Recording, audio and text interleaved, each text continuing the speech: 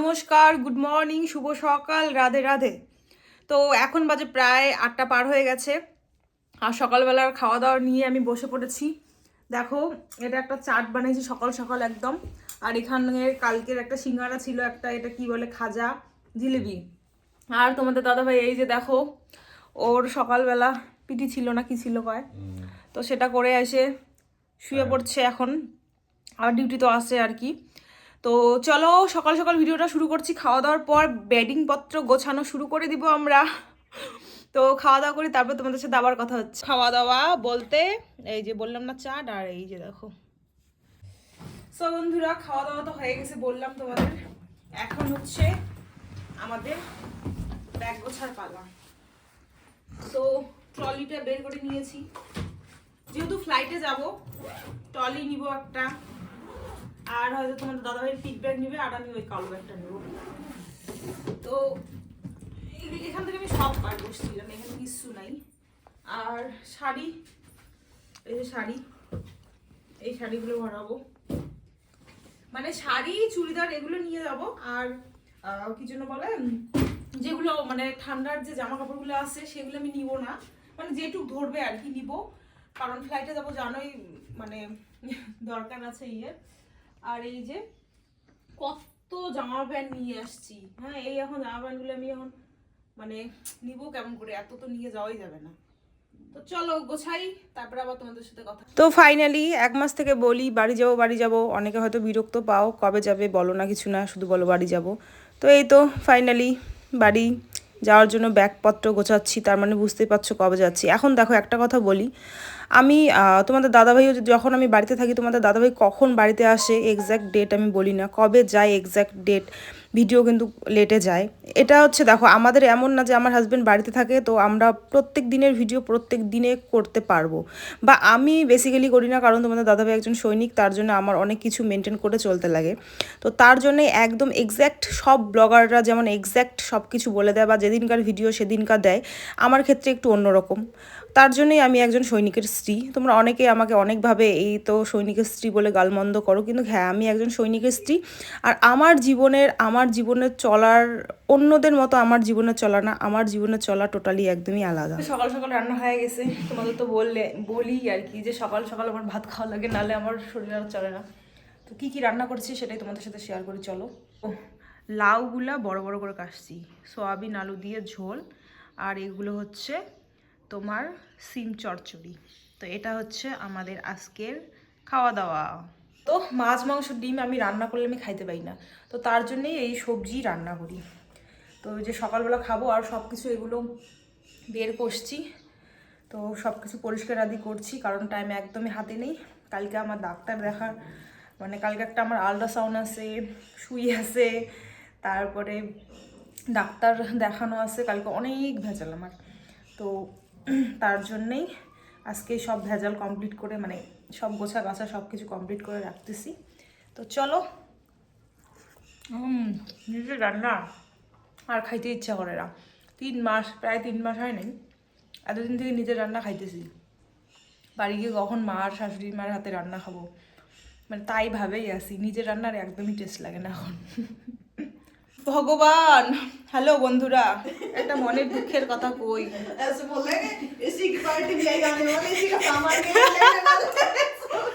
এই যে দেখো আমার শখের ড্রেসিং টেবিল কিনেছি কদিন আগেই, এই যে বিছানা, এই যে ড্রাম, এই যে টুল, তো সব বিক্রি করে দিলাম। এই যে দেখো আমার কি বলে না, खरीदार देखो, ग्राहक मेरा ग्राहक भगवान के समान होता है, ये लोग मेरा भगवान के समान। पूजा সত্যি বলতেছি, এটা কোনো মজার ব্যাপার না, এটা সত্যি আমি সব বিক্রি করে দিলাম, কারণ আমি বাড়ি যাচ্ছি। আর তোমাদের দাদাভাই এগুলো কি করবে, ভাজা করে তো খাইতে পারবে না, তো ভাবলাম ছাড়ো কিছু কিছু টাকায় বিক্রি করে দিই, যাইতে যেতে খাওয়া তো হবে। महंगा नहीं, बहुत कम दिया, बहुत कम, बहुत महंगा दिया, इतना कम दिया, ये सिर्फ 500 में, ये सिर्फ 1700 में। अब लोग बताना क्या कम या ज्यादा हुआ, दीदी लोग का क्या लॉस हुआ कि मेरा লাভ हुआ না। তো চলো এগুলা বিক্রি করে দিছি, এরা পরে নিয়ে যাবে। তো চলো পরে কথা হবে। ও সব বিক্রি করে দিলাম। হ্যাঁ अरे नाओ दीदी आपके लिए मेरे तरफ से gift gift hamper gift hamper. तो ये सब लेके जाएंगे बाद में। Bye bye bye bye. এটা সত্যি যে হ্যাঁ এগুলো আমরা জিনিসগুলো নতুন জিনিস না, তো দিদিরা বললো দে আমাদের দিয়ে দে, তো ওগুলা বিক্রি করে দিলাম আর কি কম সম টাকার মধ্যে। এগুলোও দিছি, তোমাদের বললাম যে কত কত টাকায় বিক্রি করে দিছি। খাটটা তোমাদের দাদাভাই 2000 টাকায় নিয়েছিল, তো দেখো এখন 500 টাকায় বিক্রি করা লাগতেছে, কি আর করা যাবে। আর ওদেরও হোক আমাদেরও হোক আর কি, ওই যাওয়ার সময় খাওয়ার টাকাটা তো হবে ওটাই আর কি। আর এটা আমি 2900 টাকায় নিছি, আনছি তো 1000 টাকা 3000 টাকা, তো দিদিটা 1700 টাকা আমাকে দিল। তো যাই হোক আর কি, আর দিদিরও হলো, কারণ দিদির এখানেই বাড়ি, তো হোম জোন ওদের বসছে, তো নিয়ে যেতে সুবিধা হবে। আর ঠিকই আছে, আমার ওকে বিক্রি করে দিলাম, একটু টাকা তো আসলো, ধরো ওই টাকা দিয়ে যাওয়া তো খাওয়া দাওয়া এটা তো ওটা হবে তাই না। তো তার জন্য ভাবলাম চলো। আর রান্নাঘরের জিনিসগুলো আছে, তোমাদের দাদাভাই তো এখানে আসবে, বলেই দিই তোমাদের, আর কি আর লুকাবো, তোমাদের দাদাভাই এখানে আসবে, এখন কয়দিন থাকে কি সমাচার। তো উপরে ছোটো ডাব্বা টাব্বাগুলো আছে, এগুলো ধরো যাওয়ার সময় কাউকে দিয়ে যাবে, আর কি করবে, এগুলো থুটিয়ে নিয়ে যাওয়া যাবে। আর কোয়ার্টারে বলেই দিই তোমাদের আর কি লুকানোর কি আছে, কোয়ার্টারে হয়তো বা এখন আমি আর আসবো না, মানে বিক্রি করে দিতেছি, এখন আসবো না, তবে আসবো, কখন আসবো সেটা তোমাদের সাথে পরে শেয়ার করবো বাড়ি যেয়ে গিয়ে। তারপরে এখন আপাতত আসবো না, কারণ তোমাদের বলেছি তোমাদের দাদাভাই ট্রেনিং আছে, তারপরে আবার পোস্টিং কী হবে না হবে কোথায় সমাচার, মানে বহুত ভেজাল আছে কিছুদিন। এখানে হয়তো নাও আসতে পারি মানে নাই আর কি।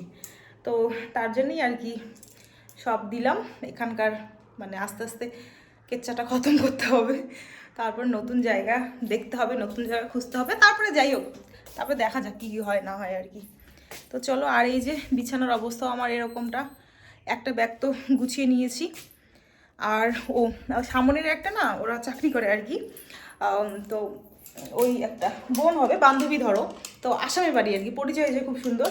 তাও আমরা তো ফ্লাইটে যাব, তো ওর কাছে এটা ছিল কিন্তু ব্যাটারি নেই, ব্যাটারিটা আনতে হবে ওয়েট মাপার আর কি। তো ফ্লাইটে যাবো যেহেতু, আর এটা দিয়ে ওয়েটটা মাপবো, মানে ব্যাগের ওয়েট।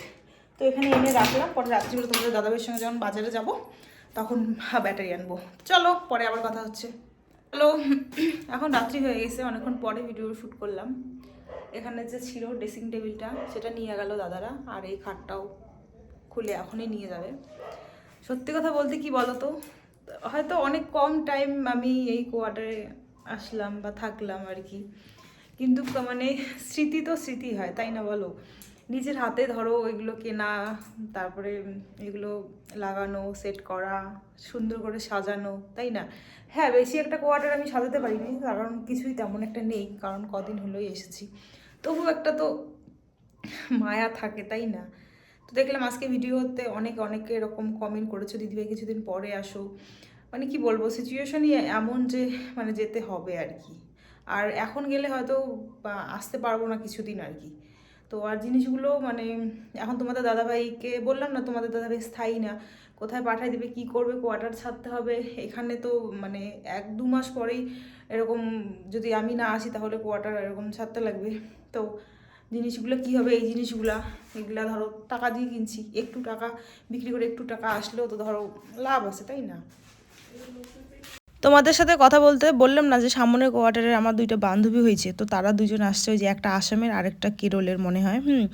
তো কি বলবো, আর ওরা আমার জন্য গিফট নিয়ে আসছে, মানে এটা কি মানা যায়, আমি তো মানে দেখেই অবাক যে কি রে, আমার গিফটের দরকার নেই।